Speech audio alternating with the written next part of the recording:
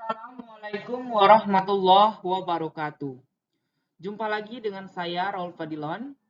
Pada hari ini kita akan membahas kuliah Animal Histologi dan Anatomi. Histologi hewan dan anatomi hewan. Mata kuliah ini diampu oleh Dr. Randa Helmiati, MS.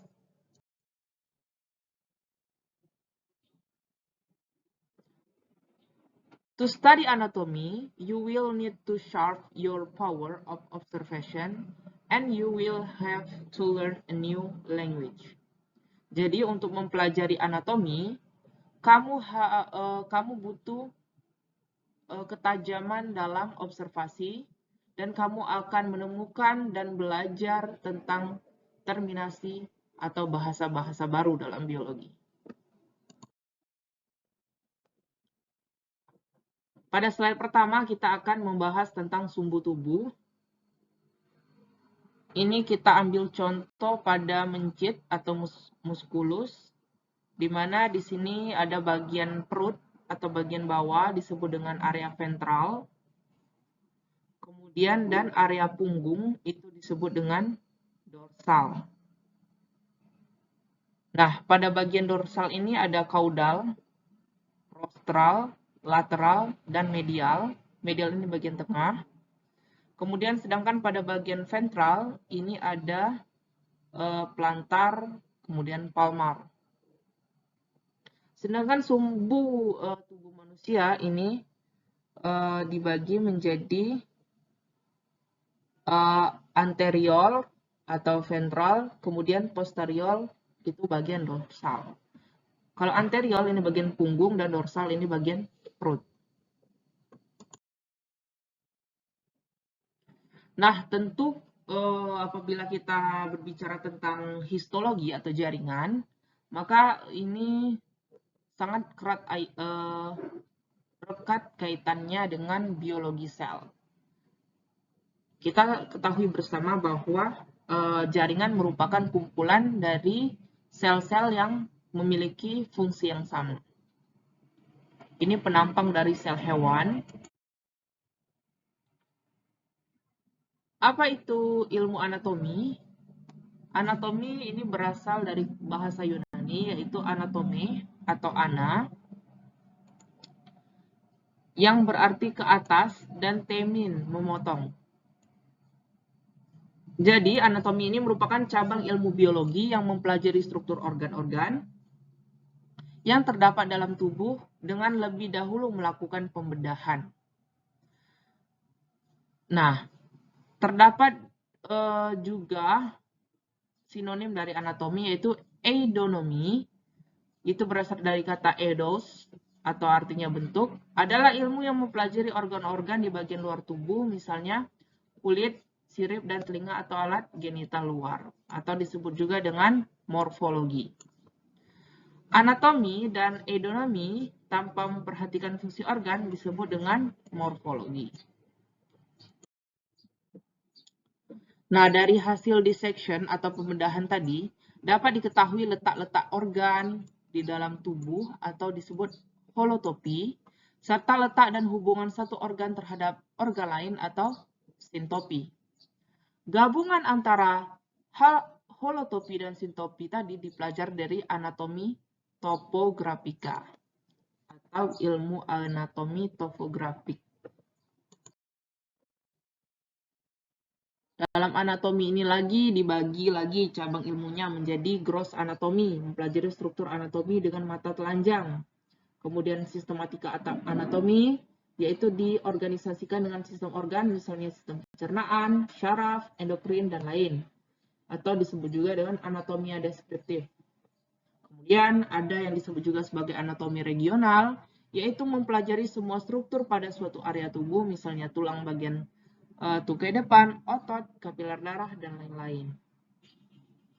Kemudian ada mikroskopi anatomi atau disebut dengan histologi, ada sel biologi, developmental anatomy, atau disebut juga dengan embriologi, pathological anatomy, atau anatomi penyakit, radiologi anatomi seperti X-ray, CT, MRI, dan anatomi komparatif atau anatomi perbandingan. Nah, ternyata ilmu anatomi ini sangat berhubungan atau berkaitan dengan ilmu-ilmu dasar lainnya, seperti ekologi, fisiologi, anatomi, genetika, imunologi, biokimia, dan lain sebagainya. Ini sangat erat hubungannya dengan lingkungan, kemudian kedokteran, farmasi, peternakan, dan lain-lain. Jadi, ekologi, fisiologi, anatomi, genetika, imunologi, biokimia ini merupakan ilmu-ilmu dasar yang dapat diaplikasikan dalam ilmu terapan, baik di bidang lingkungan, kedokteran, farmasi, peternakan, dan lain sebagainya. Kemudian ada histokimia dan sitokimia. Kalau histokimia ini berasal dari kata his, jaringan, dan kalau sito itu artinya sel. Tentu untuk mengamati sel itu dibutuhkan mikroskopi atau teknik mikroskopi, ada yang disebut dengan teknik SEM dan teknik TEM. Ini alat mikroskopi yang digunakan bisa dalam berbentuk SEM maupun TEM. Bisa juga menggunakan mikroskop fluoresensen, di mana di sini dapat terjadinya fluoresensen atau pewarnaan. Kemudian ada yang namanya kultur sel dan jaringan. Ternyata sel hewan ini juga dapat dikultur di dalam suatu cawan Petri melalui sebuah proses atau kondisi yang sangat aseptis atau steril. Nah, untuk mengamati anatomi ini bisa secara mata telanjang atau menggunakan kaca membesar. Ini biasanya untuk mengamati struktur makroanatomi. Sedangkan untuk struktur yang lebih kecil atau renik, ini kita menggunakan mikroskop. Ini untuk mengamati struktur dari makroanatomi. Kita butuh alat bantu mikroskop, dapat berupa mikroskop cahaya maupun mikroskop elektron. Ini pengamatan makroanatomi. Contohnya kita mengamati organ ginjal. Ini memang bisa kita amati secara mata telanjang. Nah, kemudian ini dilakukan pembelahan, kemudian kita amati secara mikroanatomi. Dan ini hasil dari pengamatannya. Ini adapun kaidah dari pengamatan anatomi. Yang pertama adalah hewan itu dilakukan anestesi atau narkose. Kemudian hewan ini dibedah sehingga terlihat organ dalam. Kita kemudian dapat mengamati morfologi organ, letak organ satu dengan organ lain, dan hubungan antar organ atau fungsi masing-masing dari organ. Nah, untuk lebih jelas lagi untuk mengamati struktur dan fungsi tadi, organ ini dipotong atau diurai, dipisah-pisahkan antara satu bagian dengan bagian lain. Kemudian kita dapat mengambil preparat histologi dengan menggunakan mikroteknik. Kemudian dengan metode sitokimia dan histokimia, ini kita lakukan pengamatan lebih detail menggunakan mikroskopi. Nah, ini pengamatan anatomi secara makroanatomi. Tikus, ini kita bedah. Kita lihat sistem pencernaannya. Nah, ini secara makroanatomi. Di sini ada kelenjar ludah, nampak sternum atau tulang dada, kemudian ada hati di sini nampak, kemudian ada usus besar, kemudian ada juga sistem urinarinya. Nah, ini untuk organ yang besar. Nah, sedangkan untuk histologi, ini tadi kita sudah ketahui bersama, histologi itu berarti jaringan, ilmu yang mempelajari tentang jaringan. yang tentu jaringan tersebut adalah penyusun dari organ-organ. Nah, jaringan ini dibentuk oleh dua komponen yang saling berinteraksi, yaitu sel dan matriks ekstraseluler. Kemajuan di bidang kimia, biologi molekuler, fisiologi, imunologi, dan patologi penting untuk memperoleh pengetahuan yang lebih baik mengenai biologi jaringan. Ini contoh jika kita ingin melakukan pengamatan suatu jaringan, kita perlu membuat sebuah sediaan histologi. Nah, yang pertama ini dengan metode parafin. Pertama, jaringan ini tadi kita kerat, kemudian kita lakukan fiksasi, kemudian kita lakukan penanaman, kemudian kita sayat setipis mungkin menggunakan mikotom. Nah, setelah disayat, kita dapatkan lembar-lembaran yang pipih, kemudian kita lakukan pewarnaan. Setelah kita lakukan pewarnaan tadi, kita lakukan penempelan pada gelas objek, dan preparat ini siap digunakan. Nah, ini alat untuk menyayat jaringan. Ini bisa sampai 5-6 mikrometer. Ini alatnya disebut mikrotom. Nah, untuk pewarnaannya sendiri, kita menggunakan pewarnaan standar jaringan H dan E. Bisa menggunakan hematoksilin maupun eosin. Ini jaringan dalam parafin. Kemudian, jaringan ini kita amati sehingga tampaklah tubulus ginjal. Nah, ini merupakan contoh dari epitel kuboid selapis. Nah, tentu dalam kita membuat suatu preparat untuk pengamatan histologi, ini kita ada yang namanya pembelahan atau penyayatan. Nah, arah sayatan ini tadi menentukan bentuk sediaan dari histologi. Nah, mengapa histologi? Nah, histologi ini diperlukan untuk membandingkan misalnya histologi patologi antara inti sel yang normal dan inti sel yang mengalami karyoheksis. Nah, dengan mengetahui struktur yang normal, kita akan mengetahui perubahan yang terjadi pada sel maupun jaringan yang disebabkan oleh faktor internal maupun eksternal. Jadi dengan cara melakukan pengamatan histologi, kita bandingkan antara jaringan atau sel yang normal atau jaringan atau sel yang mengalami masalah atau gangguan patologis. Nah, ini histologi kelenjar kepala atau Lange-Niger. Kemudian ada contoh histologi dari Pesiela reticula. Ini nampak dengan jelas. Ini penampang histologinya. Ini dilakukan pembelahan ya.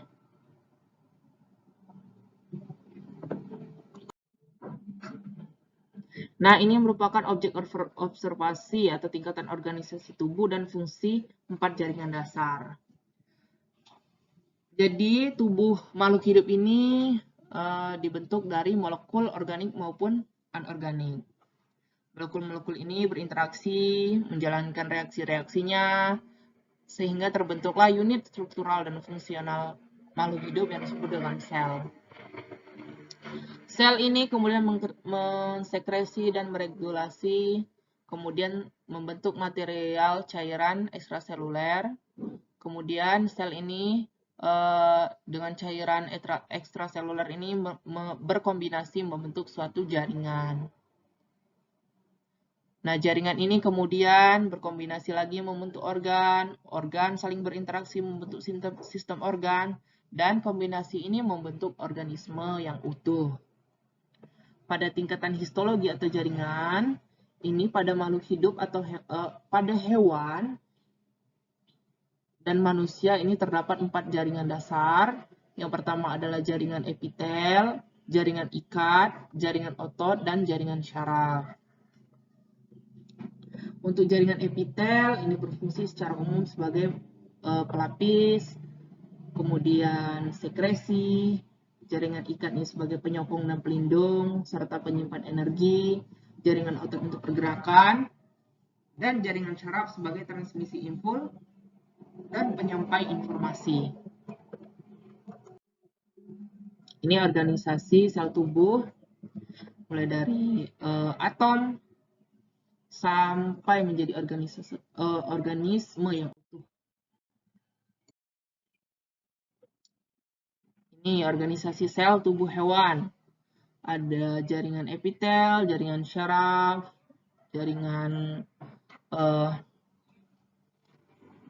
penyokong, ada jaringan otot, dan lain sebagainya. Oke, kita akan membahas yang pertama, yaitu jaringan dasar. Terdiri dari 4 tadi ya. Nah, 4 jaringan dasar dalam konsep dasar histologi, yaitu ada jaringan epitel, syaraf, otot, dan jaringan ikat. Yang pertama epitel. Bentuk selnya berupa kumpulan sel-sel polihedral. Matriks ekstraselulernya hanya sedikit.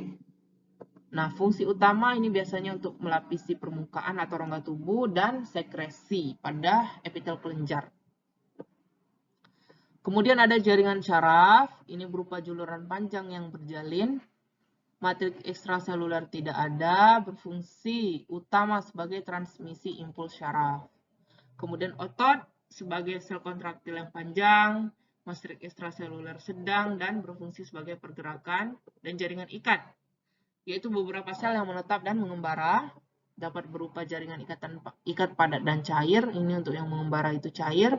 Kemudian matriks ekstraseluler sangat banyak, berfungsi sebagai penyokong dan pelindung. Nah, 4 jaringan dasar tadi bisa kita temukan atau kita amati pada struktur perut atau lambung.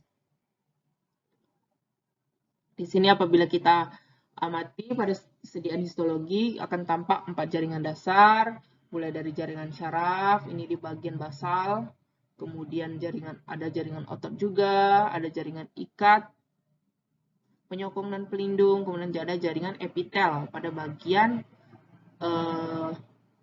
mukosa yang langsung berhubungan dengan lumen.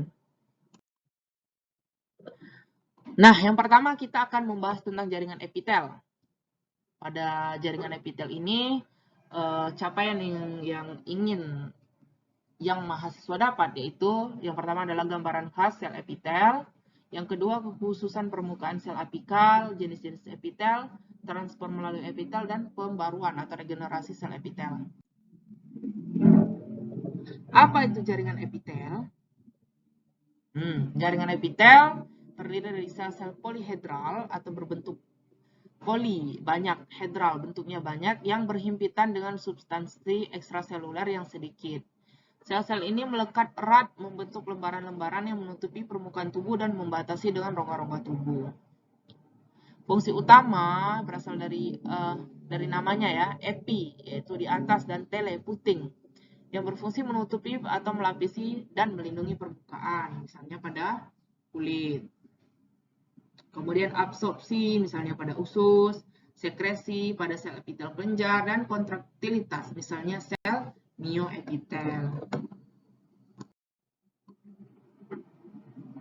Nah, sel-sel spesifik epitel tertentu juga berupa sel sensorik yang sangat khusus, seperti sel-sel kuncup, kecap, atau epitel olfaktori. Jadi, epitel ini juga sebagai sensor. Nah, karena sel-sel epitel melapisi semua permukaan luar dan permukaan dalam tubuh, segala sesuatu yang memasuki atau keluar dari tubuh harus menembus membran epitel.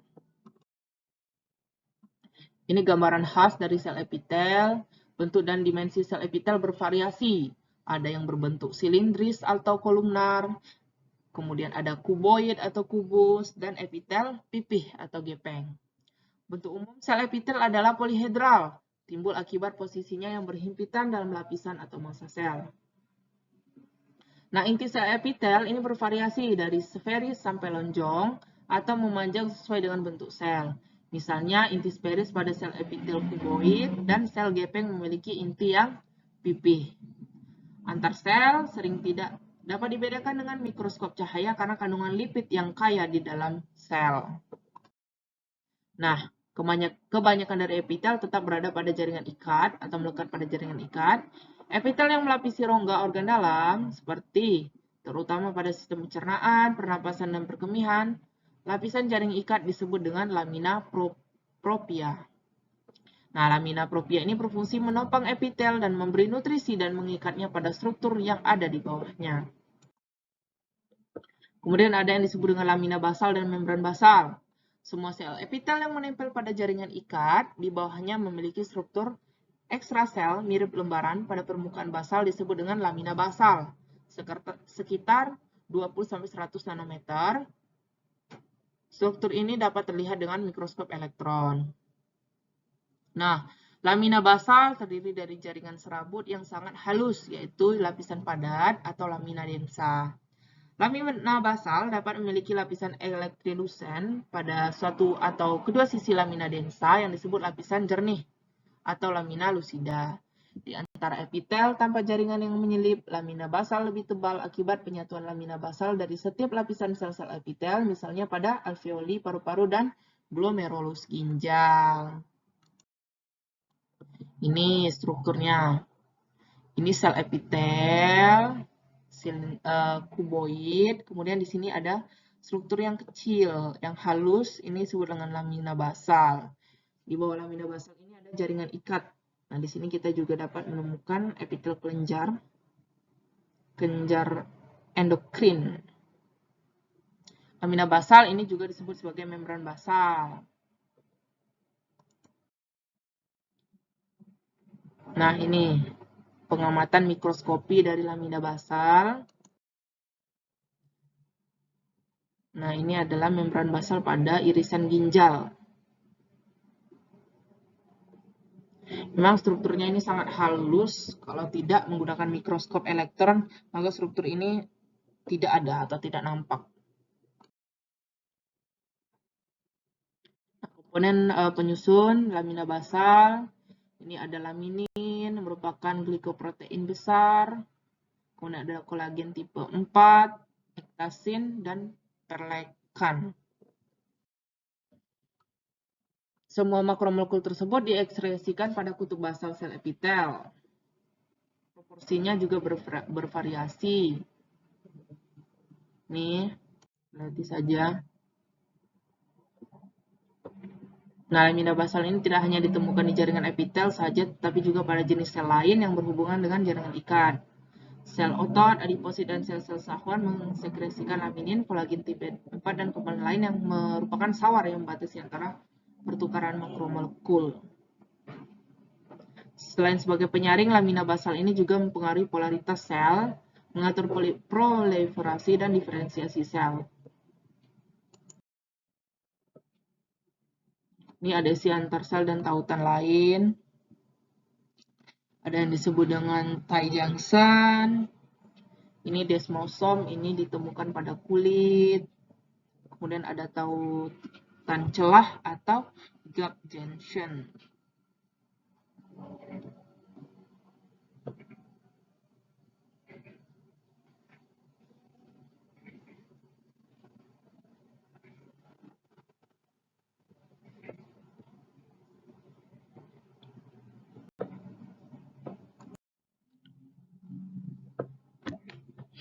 Nah, beberapa struktur terkait membran ini membantu adhesi atau perlekatan dan komunikasi antar sel. Sedangkan pada membran lateral dari sel epitel ini memiliki beberapa taut antar sel yang khusus dengan fungsi sebagai sekat, kemudian tempat adhesi, dan kanal untuk melakukan komunikasi antar sel yang berdekatan. Dapat berbentuk desmosom, tie junction, maupun gap junction.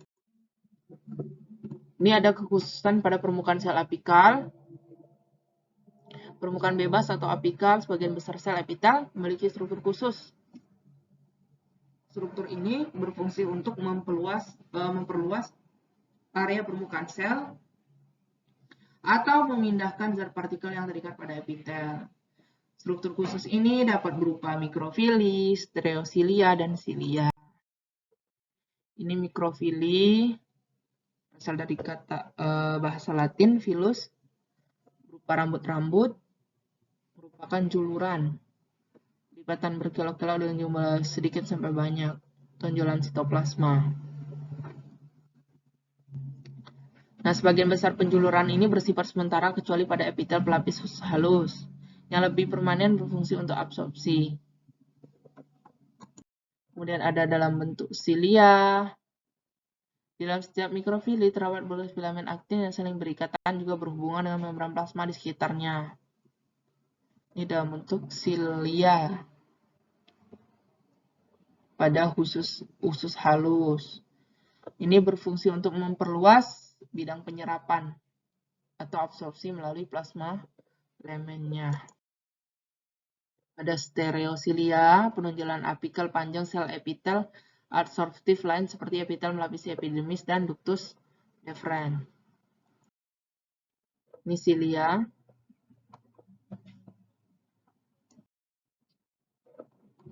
Ini pengklasifikasian sel epitel. Jenis epitel ada epitel pelapis dan epitel kelenjar. Ada yang selapis dalam bentuk gepeng, kuboid, silindris, dan bertingkat semu. Kemudian dalam berlapis ada gepeng, kuboid, silindris, ada gepeng berkreatin dan tidak berkreatin. Sedangkan untuk epitel kelenjar ini dibagi dua, eksokrin dan endokrin.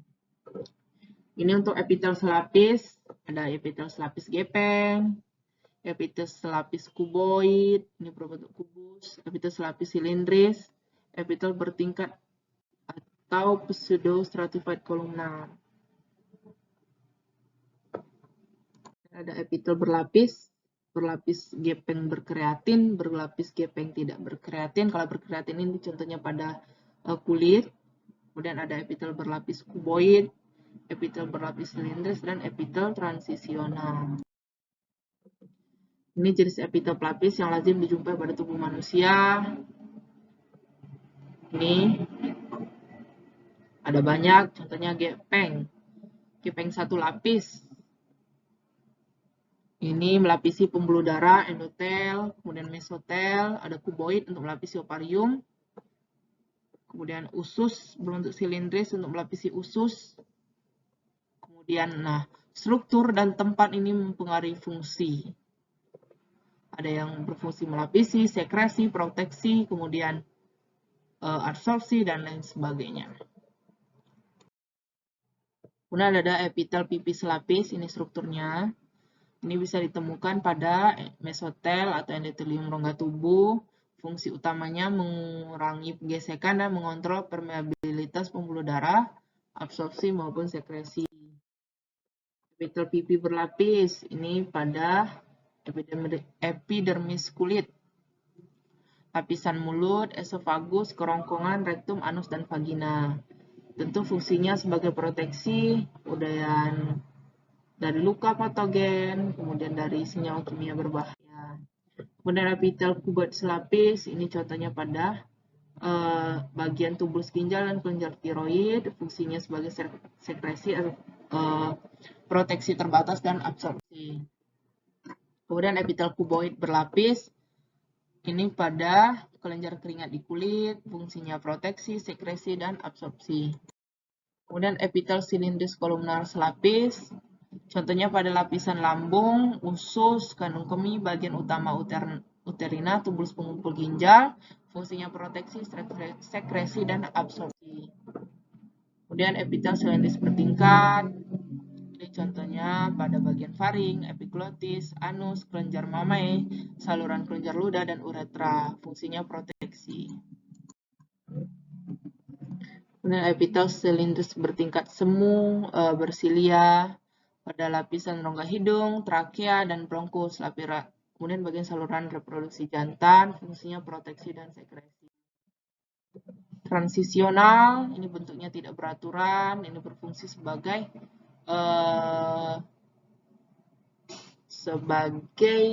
elastisitas, memungkinkan mengembang dan mengerutnya kandung kemih.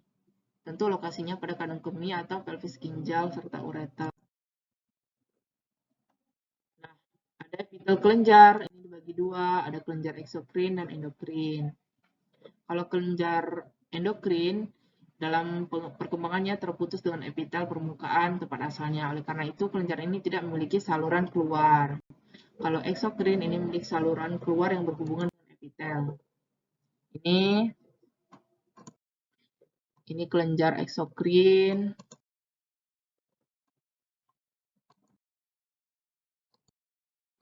Nah, ini klasifikasi epitel kelenjar eksokrin, ada yang berbentuk tubular. Tubular simplex ini artinya tidak bercabang.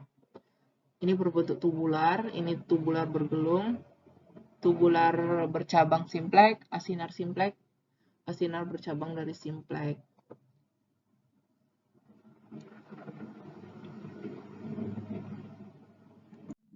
Kemudian ada kelenjar epitel yang kompleks. Jadi juluran-juluran dari duktusnya itu lebih kompleks atau lebih banyak. Dapat berbentuk tubular maupun asinar maupun dari gabungan asinar dan tubular. Ini untuk asinar kompleks itu pada kelenjar mamae, yang kompleks ini pada tubulus seminiferus, kemudian pada bulbouretra. Sedangkan gabungan atau tubulo asinar kompleks ini contohnya pada kelenjar ludah, pankreas, dan kelenjar yang melewati respirasi.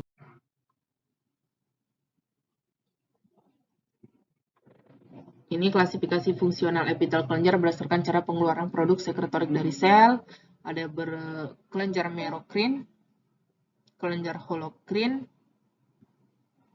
kemudian kelenjar apokrin.